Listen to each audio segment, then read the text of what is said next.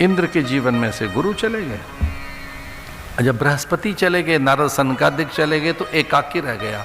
इसका अर्थ अब कोई विचार नहीं है, कोई कंट्रोल नहीं है, अब अपने ऊपर कोई नियंत्रण नहीं रहा, किसी का कोई नियंत्रण नहीं रहा। और ये बहुत भयानक स्थिति है, इसमें खतरा है। ये बहुत अधिक, जैसे कहना चाहिए, कष्टकारक कोई या कोई बहुत अधिक दुर्घटना हो सकती है, बड़ी विपत्ति आ सकती है, जब कोई कंट्रोल नहीं है आपके ऊपर, किसी का अंकुश ही नहीं है आपके ऊपर। और उसी समय नमुची, वृषपर्वा, प्लोमा, बलि ने आक्रमण कर दिया। ये जानकर अब इनके पास पुण्य नहीं, विचार नहीं, सत्कर्म नहीं, शुभ कर्म नहीं, अब ये अभिमान में आ गए हैं। चूंकि अभिमान में व्यक्ति की संपूर्ण शक्तियां शिथिल हो जाती हैं, नवागत रहता नहीं, नवाचार रहता नहीं, नए का स्वागत नहीं करते, कुछ नया चिंतन नहीं होता, और आप कुछ सक्रिय रह नहीं जाते, धर्म शिथिल हो चुका होता है अहंकार की अवस्था में। और लीजिए, स्वर्ग से इंद्र को खदेड़ दिया और बलि वहां का राजा बनकर बैठ गया। इंद्र, उपेंद्र, सुरबालाएं, अप्सराएं, वे सबके सब निश्रीक हो गए, श्रीहीन हो गए। कुबेर आदि ऐसे बेचारे, उनको सबको भगा दिया, और इंद्र के आसन पर, देवताओं के सर्वोच्च सिंहासन पर बलि बैठ गया। अब बलि कहता है, मैं इन प्राणों को नियंत्रित करूंगा, पवन को मैं नियंत्रित करूंगा, पर्जन्यों को, बादलों को मैं नियंत्रित करूंगा, वर्षा कब हो न हो मैं नियंत्रित करूंगा पूरी इस सत्ता को। उस सूक्ष्म जगत की उन दिव्य सत्ताओं पर आक्रमण हुआ और निशाचर बैठ गए। कभी कभी हमारी बुद्धि में भी ऐसे कोई बैठ जाता है, हमारे मन में भी कभी कोई ऐसी चीज बैठ जाती है कि हम अच्छा नहीं सोच पाते, कुछ अच्छा कर नहीं पाते, हम अच्छा देख नहीं पाते, हम अच्छा बोल नहीं पाते, जब धर्म का अभाव होता है। धर्म एक प्रकाश है, प्रपोर्शनेट, जो एक डिस्प्रपोर्शनेट चीजें हैं वो ऐसा होती है। अर्थ तो बहुत आ गया, धर्म नहीं है, काम बहुत आ गया है, उस पर नियंत्रण नहीं है।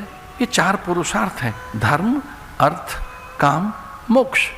मोक्ष का अर्थ है इनसे अलग होना, दुख से मुक्त होना। मोक्ष का अर्थ है कि ये दुख वाले साधनों को समझना। तो अगर अर्थ की अधिकता हमारे पास है और धर्म नहीं है, तो जीवन में कठिनाई आ सकती है। इंद्र श्रीहीन हो गए, जैसे मानो भिक्षा पात्र उनके हाथ में, भिखारी जैसे ही हो गए। लेकिन गुरु जानते थे कि भले ही शिष्य के पास अब संकट आया है, शिष्य भले ही कष्ट में आ गया, लेकिन मैं नहीं छोड़ूंगा। गुरु ने साथ नहीं छोड़ा। वो जानते थे कि इसके ये दुर्विचार आए, इसमें आलस्य आया, प्रमाद आया, ये संभाल नहीं सका स्वर्ग को, पर मुझे इसे संभालना चाहिए। तो संकट काल में, उस दुरावस्था में, उस विपत्ति के काल में पहुंचे गुरुदेव बृहस्पति और अपने शिष्य का हाथ थाम लिया, ये कहकर कि निश्चिंत रहे, मेरे पास वो सारे मंत्र अभी भी सुरक्षित हैं कि मैं भगवान से प्रार्थना करके कोई मार्ग निकाल लूंगा और तुझे फिर से इंद्र बनाऊंगा, फिर से ऊंचे आसन पर बैठाऊंगा, तो निश्चिंत रहे। और वो मार्ग निकाला गुरु ने उपाय निकाला। मेरे सन्यास का शैशव काल, मेरे सन्यास का बिल्कुल आरंभिक काल, और तब हम स्तुतियां करते थे, उसमें गुरु की स्तुति में गुरु रूपाय। और पंचगव्य तो बड़ी चीज है, गौमूत्र, गौ रज, इनकी मात्राएं हैं। पंचगव्य में ये ध्यान दिया जाए, बछड़ी का ही गौरज ली जाती है, बछड़ी का ही लिया जाता है मूत्र, जो सगर्भा है उसका नहीं लिया जा सकता, कभी नहीं। गौमूत्र बछड़ी का ही लिया जाता है। गाय का गोबर कैसे लें, कितना उठाएं गाय का गोबर?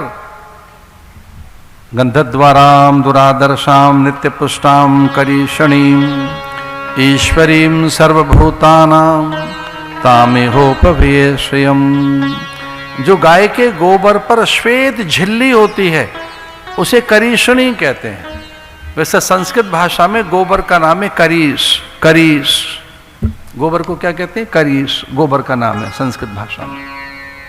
और जो उसके ऊपर झिल्ली होती है, जब गाय देसी गाय गोबर देती है तो वो इस तरीके से वो फैलता नहीं है, बिखरता नहीं है, छिटकता नहीं है, और वो गणेश की सी आकृति बनती है उसकी। गाय के गोबर की वो इस तरीके से बनता है गणेश की आकृति में। गाय का गोबर, देसी गाय का गोबर, और उसमें श्वेत झिल्ली आ जाती है, और उसका जो टेम्परेचर है वो ह्यूमन टेम्परेचर जितना होता है उसका तापमान। गाय के गोबर का तापमान उतना ही होता है जितना मनुष्य के शरीर का तापमान होता है, केवल, और किसी का गोबर में नहीं। और वो जो गोबर है गाय का, उसको ऐसे हाथ से नहीं छुआ जाता, कपड़े से लें।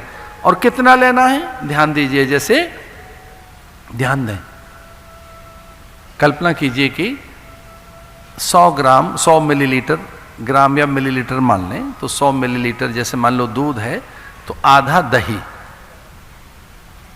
50 मिलीलीटर हो गया। उस 50 मिलीलीटर का आधा लें घृत, 25 हो गया। फिर 25 का आधा लें यानी 12.5 मिलीलीटर मूत्र, उस 12.5 का फिर आधा कर दें, 1 चम्मच जितना निकला। तो मूत्र कभी भी उसका नहीं ले सकते पंचगव्य बनाने में जो गर्भणी है गाय, बछड़ी का ही लिया जाता है।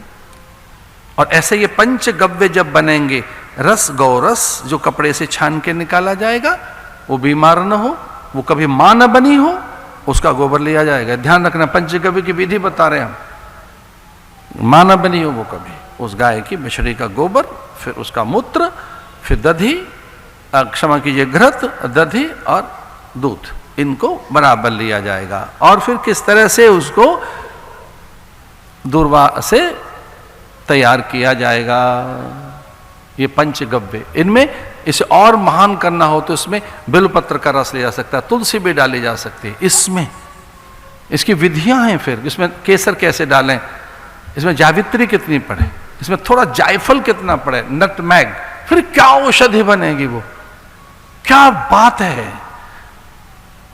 कोई डिसऑर्डर नहीं रह सकता आप में, कोई असंगति नहीं रह सकती। ये प्रयोग बताए गए हैं।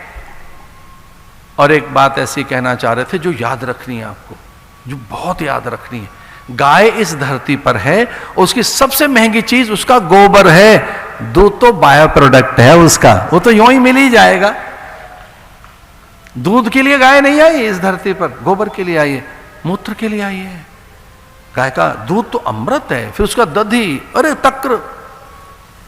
और कई लोग तो लोभी ऐसे हैं, उसके बच्चे को नहीं पिलाएंगे, जरा सा उसके थन तक बच्चे को लेकर गए और फिर पकड़ कर छीन लेते हैं उसका। अरे उसके हिस्से का दो ना।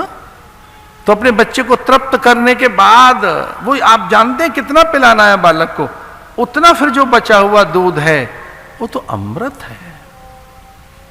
मैं आपसे विनय करता हूं, संभव हो सके तो गाय के दूध की ओर लौटें, गाय की ओर लौटें, गाय की ओर।